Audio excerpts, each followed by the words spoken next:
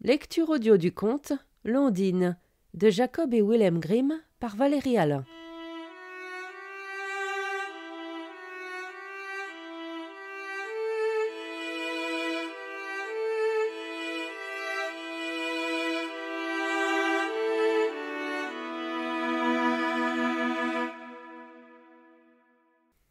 Un petit frère et sa petite sœur jouaient près d'un puits, et en jouant, ils tombèrent tous deux dedans.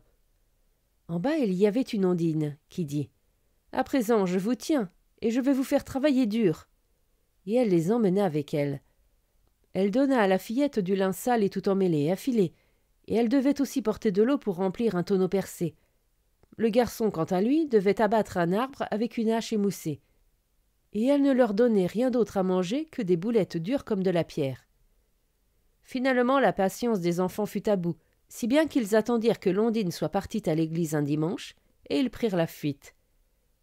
Quand la messe fut dite, l'ondine vit que les oiseaux s'étaient envolés, et elle s'élança à grands bonds à leur poursuite.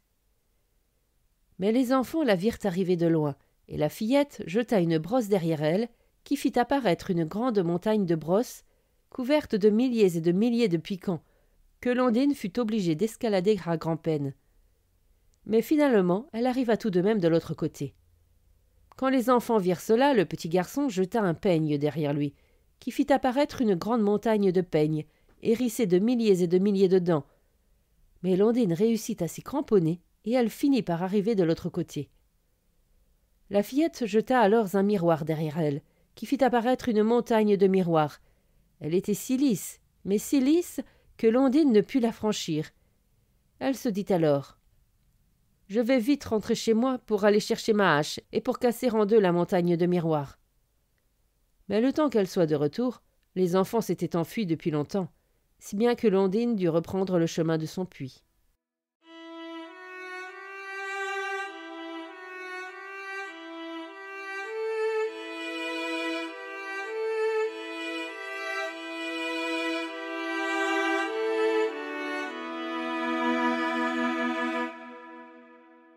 Fin de la lecture du conte L'Ondine.